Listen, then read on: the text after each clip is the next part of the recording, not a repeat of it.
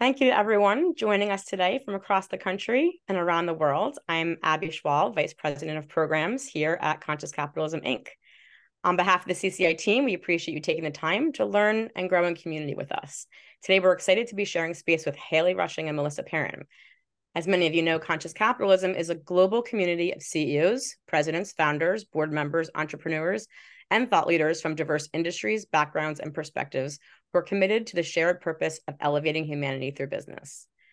Founded in 2008 as a 501c3, CCI provides a community of active operating leaders, a platform to share practical advice and tools on how our principles are integrated into different organizations and within various industries. Our community of conscious capitalists offers best practices and business strategies on how the philosophy is applied to create sustainable success within one's business, leading to systemic change and impact in the world. Several times a month, CCI offers virtual gatherings like this one as a way for the community to see how this philosophy takes shape in the leadership journeys and the business practices of those in our network. Today's gathering will run for about 45 minutes. Haley and Melissa will share a few slides to frame the virtual gathering, then they'll be in conversation for a bit, and we'll transition to audience questions during the last 10 or 15 minutes of the session. So please use the Q&A box at the bottom of your screen to submit any questions that may come up throughout the session, and we'll try to get to as many of them as we can during our time together. So, how do you know if you're successfully fulfilling the promises of your company's higher purpose? Do the products and services you provide make a difference in the lives of your stakeholders?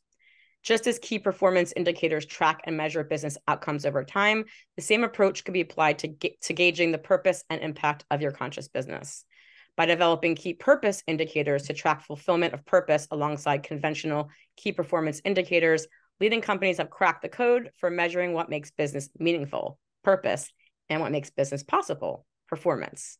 In today's virtual gathering, we'll host a conversation with Haley and Melissa to explore how we can hold ourselves accountable for elevating humanity through business.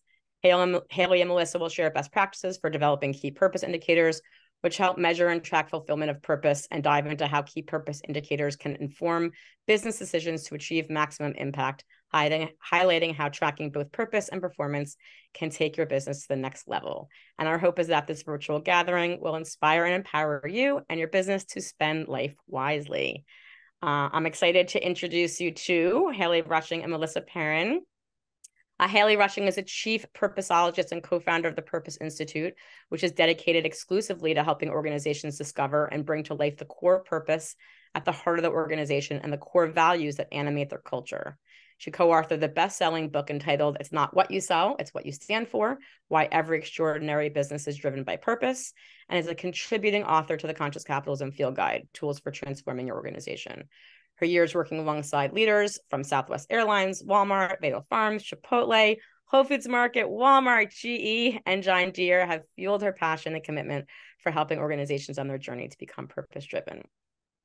And Melissa Perrin has been with First United since 2004 and currently serves as Executive Vice President and Chief Culture Officer, where she focuses on stakeholder engagement, brand voice, developing organizational culture, purpose, values, and vision, and has built and brought to life the Spend Life Wisely purpose of the organization. In 2019, she was recognized as one of Conscious Company's 35 world-changing women. Haley and Melissa, it's an incredible pleasure to have you both here with us today.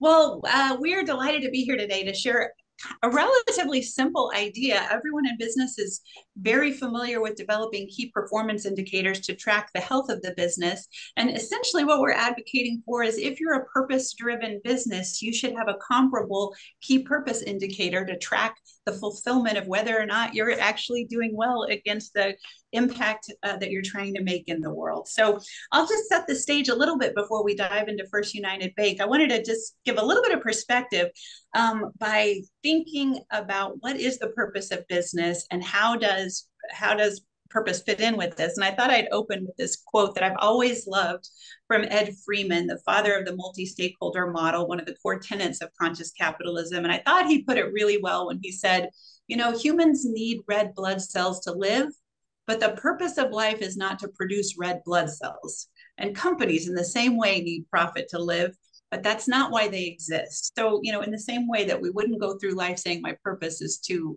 make red blood cells or my business is here to make a profit, we want to think more deeply about the purpose of our lives, the purpose of our businesses, and measure that accordingly.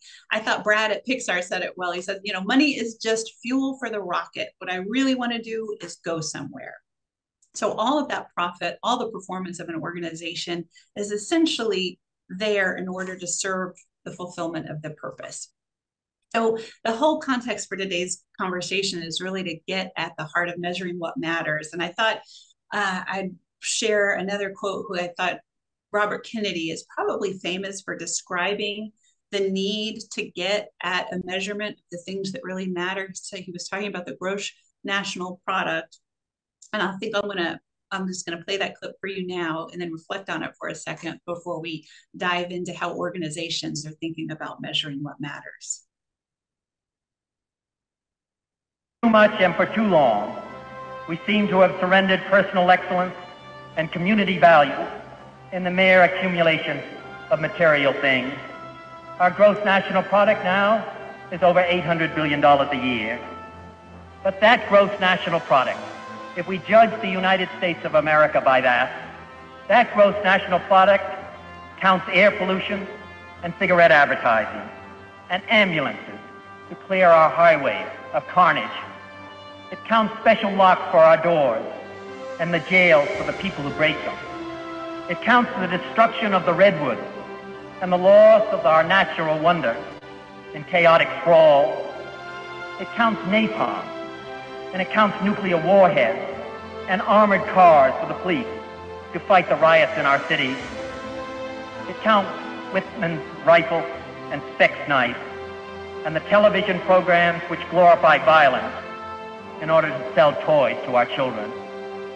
Yet the gross national product does not allow for the health of our children, the quality of their education, or the joy of their play. It does not include the beauty of our poetry or the strength of our marriages, the intelligence of our public debate, or the integrity of our public officials. It measures neither our wit nor our courage, neither our wisdom nor our learning, neither our compassion nor our devotion to our country. It measures everything in short, except that which makes life worthwhile. And it can tell us everything about America, except why we are proud that we are Americans. Too much and for too. So again, I love how he ends that quote. We measure everything in short, except that which makes life worthwhile. It can tell us everything about America, except why we are proud that we are Americans. And so you think about that from a business perspective, and we measure so many performance measures that can tell us a lot about the state of a company, but it doesn't tell you why people are proud to work for that company. And so that's what we want to develop, is a series of key purpose indicators that give us a sense of the difference we're making and give us the ability to see what really matters and what we're doing at work. And I do want to take just a second to realize this is in no way, shape, or form trying to denigrate or devalue the importance of key purpose indicators. I put this image of the tango there because they go hand in hand with each other. I think Grant Reed from Mars said it the best when he said, performance without purpose isn't meaningful, but purpose without performance isn't possible. You have to have both. That performance is what's going to enable you to fulfill the promise of your purpose. Your purpose is going to make that performance meaningful and gratifying when you think about how you're spending your time and your days. So I'll give you a couple of examples from just other organizations of how they've thought about measuring their purpose. So I had the great fortune of having worked with Southwest Airlines for about 20 years in the Herb Kelleher and Colleen Barrett era. And they thought about their fundamental purpose. All those low fares, frequent flights, friendly people were in the service of democratizing the skies, that they thought about their purpose was giving people the freedom to fly. So of course, they looked at key performance indicators as any good business would do. They looked at load factors, market penetration, market share, profitability.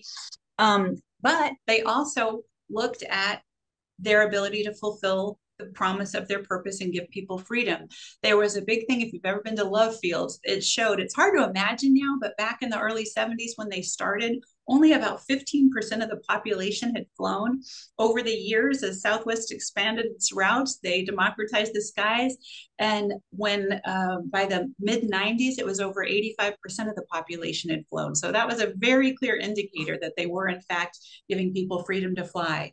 They also worked with the Department of Transportation to actually measure how much travel increased as a result of Southwest Airlines entering in a market. And on average, it was about a 20% lift in overall air travel, which was deemed the Southwest effect. So again, another indicator that they were giving people freedom that they didn't previously have. And then they also look at the frequency of travel among Southwest customers versus the industry standard, which is significantly higher, which would be a great proxy for people feeling like they have the freedom to go see and do more than others typically would have. So again, real simple way, if we're in the freedom business, how do we know we're doing that? We have 3 good gauges that we're on the right track. Another client that I worked with for about 15 to 20 years was Walmart.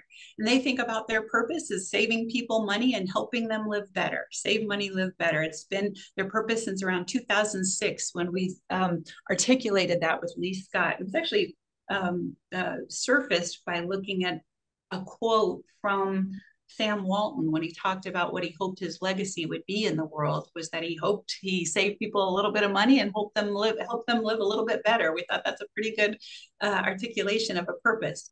So again, like any good retailer, they're going to look at things like comp store sales, operating margin, revenue per square foot, category market share, and be diligent about performing on all of those regards. But we also want to know, are we in fact saving people money and helping them live better? So one of the things that they look at as a key purpose indicator is their impact on cost of living.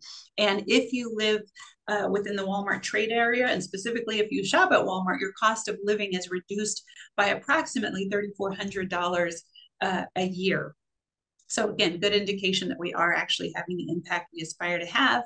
And then the other thing, again, this is really simple, but it's often overlooked, is we just ask people. If most big companies have some kind of A&U study or brand trackers, so just putting your purpose in the survey instrument and asking if your customers agree. In this case, does Walmart save me money and help me live better? And usually that's somewhere in the neighborhood of upwards of 90% of their customers agree with that statement. So that gives us an indication that they are experiencing the purposeful ambition that Walmart strive to have.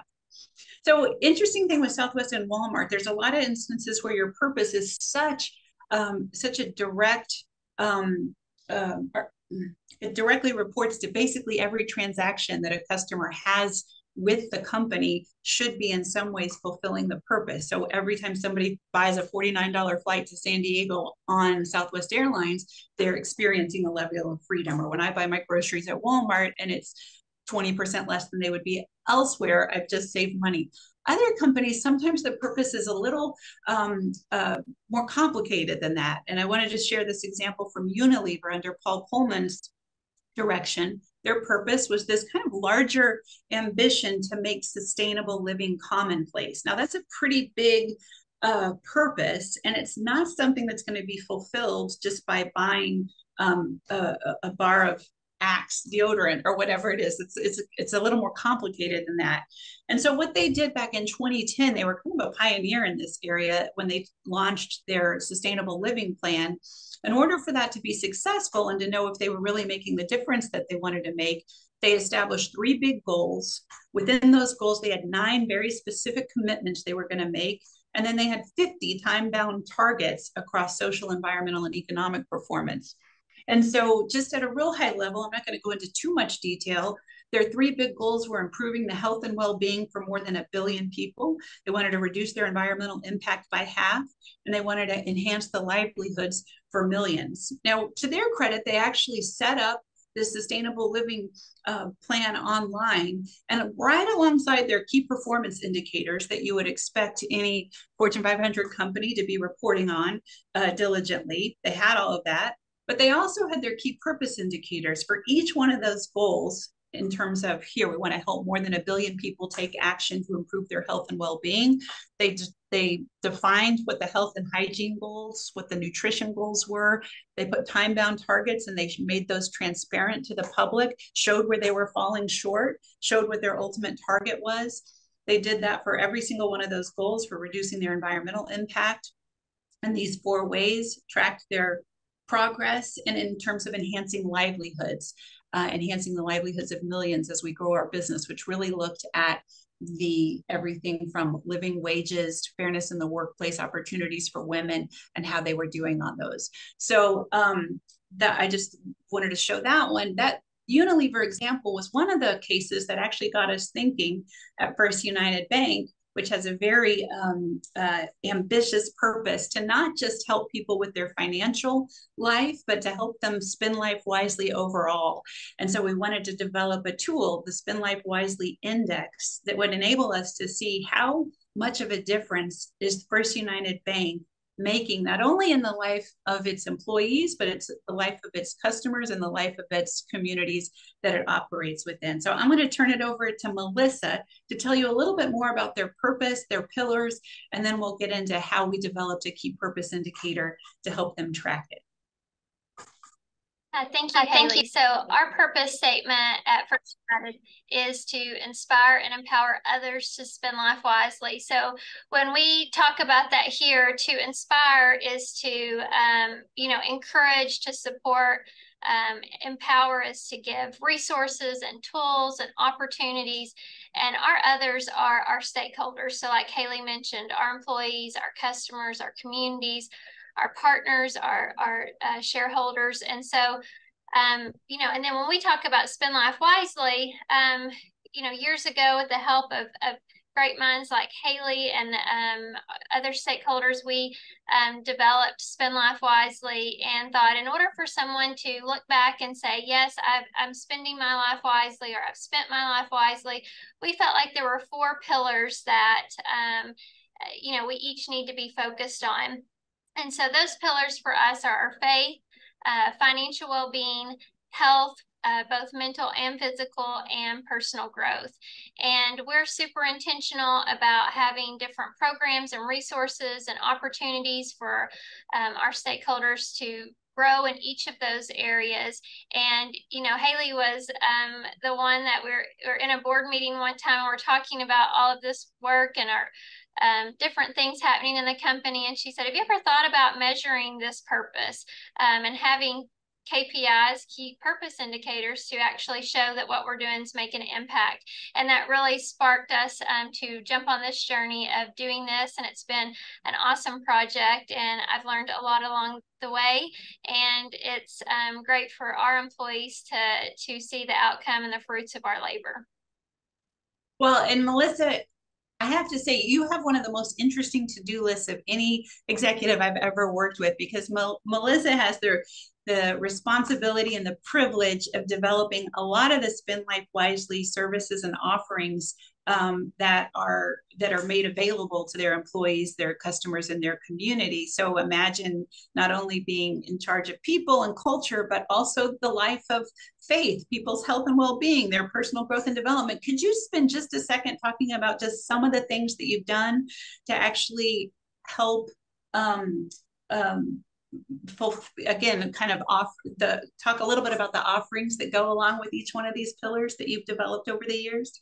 Yes, of course. I certainly don't do it alone, but it's a fun job. So, we've actually transformed our physical spaces. It's been one of the heaviest lifting projects that we've done, to actually create environments for our customers and employees to come in and have a place to spend life wisely. And so one of the things we do in our locations is provide books that are on each of these topics, ones that we feel would really help, equip, encourage, support someone in one of these areas.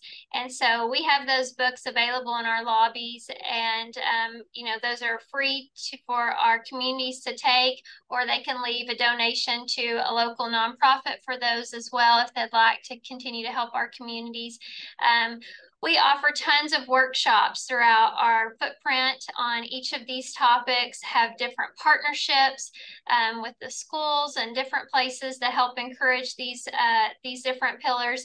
And we actually have directors for these pillars that help lead initiatives across our company for all stakeholders. And we have what we call Spend Life Wisely ambassadors in each of our markets. And their role is to lift these up in their communities and help not just their employees there at those locations, but their customers and the community in general to grow deeper in these journeys. So it's a lot of fun work and it's something different all the time, but all with the same goal of helping people spend life wisely. Awesome. Awesome. Well, thank you. And, you know, part of the challenge and the opportunity for developing KPIs is because there's so much activity around each of these pillars, from webinars and workshops and resources and articles and events and experiences, and that we wanted to know what's working and what isn't working. And so we developed a survey, and this just gives you a real high level look at how we approached the survey instrument. We wanted to know, first of all, what are people's how would people rate their overall well-being in each one of those areas? So to give us a baseline of where are people at in relation to their financial well-being, their faith, their physical, emotional health, and their personal growth and development. Then we wanted to know, are they using the resources that we have to offer? And if they are, what impact did that have on their self-assessments in each area? Then we asked them to talk about or to assess First United in terms of the impact that the organization has had on each of those things. So the statement was, my relationship with First United has inspired and empowered me to improve my faith, improve my growth and development, improve my financial well-being. How much do they agree with that? And then we captured demographic data so that we'd have some insight as to if there were different segments that might be struggling or thriving in these different areas, so we could fine tune what offerings we put into the market. So that's pretty straightforward. But then when it came time to really looking at how are we going to ascertain people's level of financial well-being, faith, physical and emotional health, and personal growth and development, and our approach to measuring impact there, we worked with our research partner to really say, we could look at this, we could develop metrics that are subjective. So how does someone feel about their lives in each of those areas? Then we want to look at them objectively. What could we actually look at to say whether, kind of give us a good kind of bellwether of how well they're doing in that area? And then we borrowed from behavioral economics to say, what are some of the things that we know contribute to cultivating well-being in each of these areas, to see if people are participating in those pro-social behaviors. So just to give you an example, so this is the faith pillar. The subjective assessments were questions like, I'm growing in my love for God and others. I regularly express love and kindness. So those are just how I'm feeling in regard to those faith pillars. Then we use some objective things like, I am part of a faith-based community, yes or no. I make tangible contributions of time and resources to a faith community or serving people in need. And some of the things that we know cultivate someone's faith are spending time reflecting on religious or spiritual content, participating in a community, having a gratitude practice, having a prayer meditation practice. And again, those kinds of those behaviors that we know contribute to the cultivation of faith are things that are at the heart of so many of the offerings that Melissa and her team have designed. So we want to know people actually using them. Then when it comes to financial well-being, we want to know how people feel about their money. Do they feel they have enough to sustain their lifestyle? Are they worrying about their money? And then, of course, we want to know what's a little reality check. Do they have at least 10% of their earnings available for discretionary spending? What's their credit score? Do they have access to at least 2 months of living expenses? And then, are they contributing or using their monies in ways that promote financial well-being? If they made a purchase for someone they care about, have they bought an experience that they really enjoyed? We know that using your money for experiences is much more gratifying and rewarding than using it for material objects. Are they paying for services that save them time? When it comes to physical and emotional health, we ask that subjectively in two ways. One, do people feel like they have the energy to accomplish what they want to do? And do they experience, on balance, more happiness and contentment than sadness and anxiety? So those were the subjective. Objectively, Do they have what they need to ensure that they're financially prepared for a health event, things like health insurance or disability insurance? And are they currently living with any of the following chronic lifestyle related conditions? So related things like diabetes, high blood pressure, different things like that that were related to largely diet and exercise and things within your control. And then known contributors. Are people getting enough sleep? Are they eating well? Are they exercising? Are they spending time with friends on a weekly basis? And then lastly, the last pillar is around personal growth and development, that a life well spent is one where you're cultivating your potential. So we ask people, how much do they agree with? I know my purpose and it gives me guidance and motivation in life. I know my strengths and I get better at them every year. Objectively, are they participating in learning opportunities? Are they using their strengths? And things that we know contribute to growth and development are meeting people who aren't like you on a regular basis. We know that helps us grow and expand our perspective. Are they meeting with mentors, coaches, or someone they trust for guidance? Are they doing things to learn on a regular basis? So I show this, there's no right or wrong way to think about how you want to develop metrics for measuring fulfillment of your purpose. This was the way we decided to do it and really take it at those 3 different levels to try to get a holistic view of how people are doing in these areas. We're doing this survey. The intention is to do this annually with employees, customers, and the community.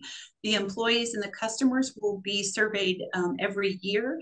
The community will be served every other year, and that was based on the advice that community change is a longer time horizon. So we probably wouldn't expect to see huge changes year over year. So we're doing that every 2 years. Couple of the points that we'll talk about, just some of the key learning that we got out of being able to do having these key purpose indicators is, one, it just gave the organization really great insight into the baseline needs of our stakeholders. Like, where are people thriving, struggling, or suffering? And how does that differ by key demographic segments? We learned all kinds of interesting things around age, gender. Men tend to have much higher levels of financial well-being and personal growth and development than women, for example. We didn't appreciate how significant that difference was. Rural and urban, we learned things. In urban centers, there was a lot higher levels of financial well-being and growth and development.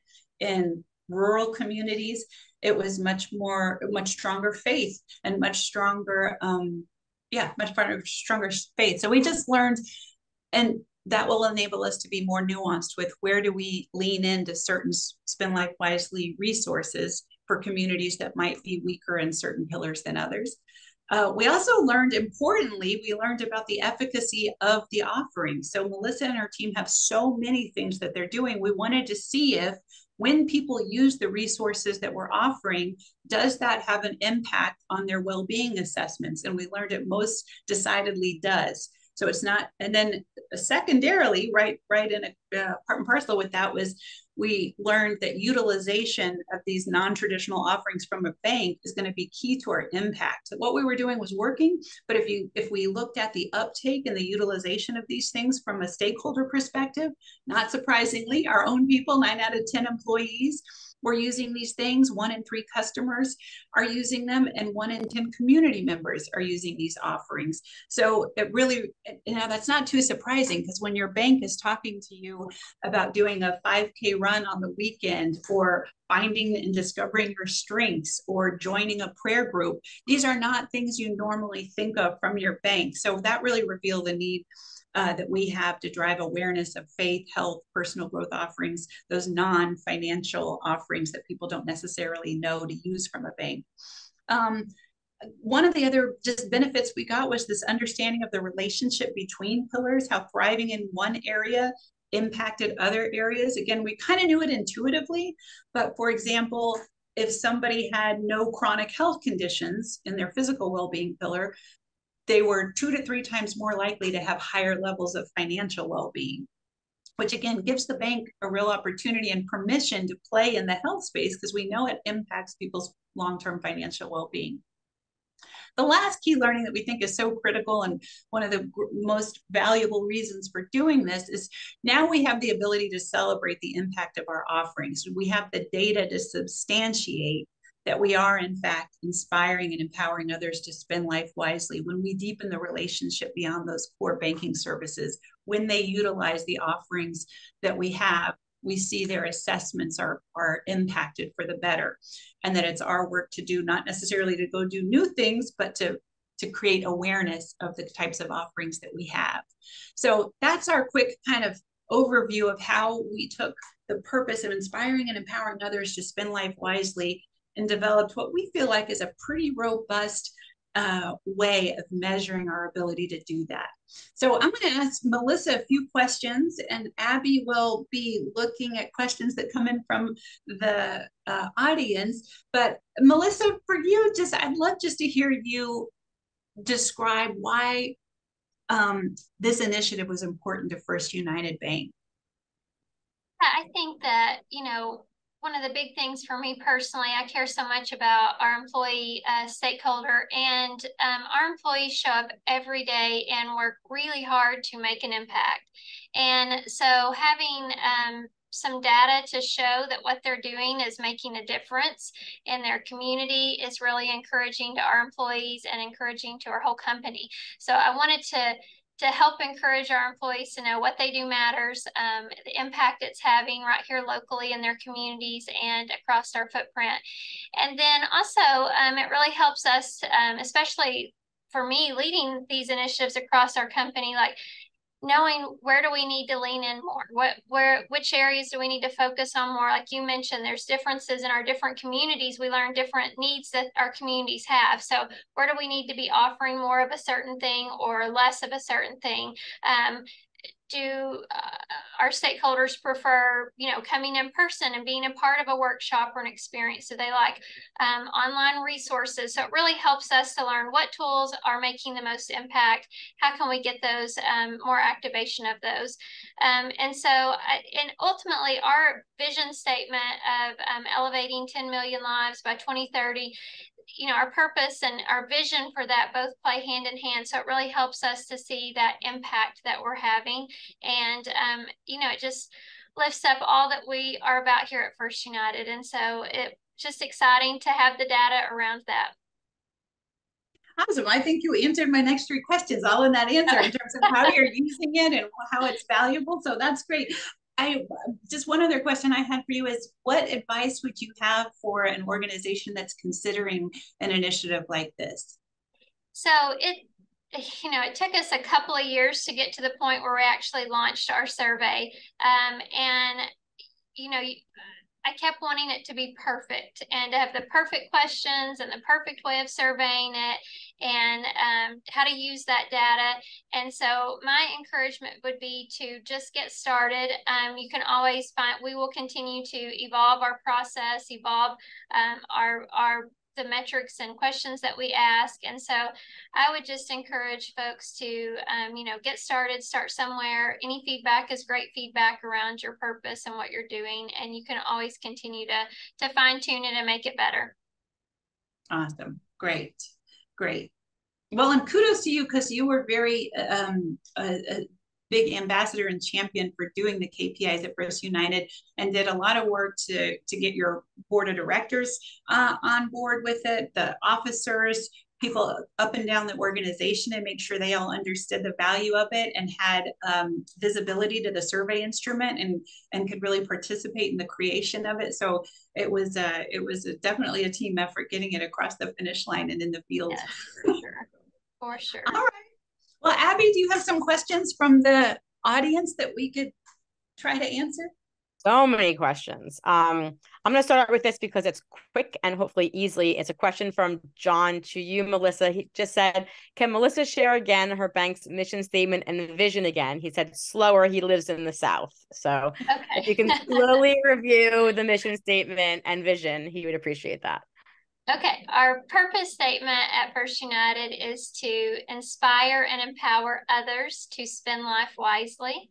And again, when we talk about our others, we talk about our stakeholders. And when we talk about spend life wisely, that's these 4 pillars that we've showed to you today. And then our vision statement is to elevate 10 million lives by 2030. Great. Thank you so much. So we have a question from Stephanie, and she would like to know, What platform, technology, and talent role owns this task of the survey? And what are the next steps in terms of improvement, and who owns that? So we had a partnership in actually helping us launch the survey and collect that data for us. And we'll continue to figure out what the best way to reach more customers, reach more community members that way. Internally, we have had just a very small team of a few of us that was helping us work on this project. And it was one of those labors of love of a few of us that were just really passionate about being able to measure and track this. Of course, being a bank, we track things like our give backs and lots of different types of fair lending and lots of things across our community. So we wanted to make sure that we were impacting our community across the footprint. So we had some folks that are experts in all of that here that helped me as well. Excellent. Thank you. This might be a question for Haley, because I believe, Haley, you sit on the board of First United, if I'm correct about that. Drew would like to know how much resistance was experienced in the boardroom and what made the difference in achieving not only buy-in, but also enthusiasm. Well, I'll say the only reason I'm on the board is, I can assure you, it's not because of my financial acumen, but it's because of my strength and purpose and values. And it is a board that is made up of board members who are diehard believers in the purpose of First United Bank. It's a faith-based organization. They start every board meeting with a prayer and a blessing. They believe in using the bank as a vehicle for improving people's lives, not only financially, but appreciating that your physical and emotional wealth and your personal growth and development also have an enormous material role to play in your overall financial well-being. So while at first blush, they may seem really out there, there is actually a logic behind when you can help people feel better physically, emotionally, grow their strengths and development, that will benefit them financially as well.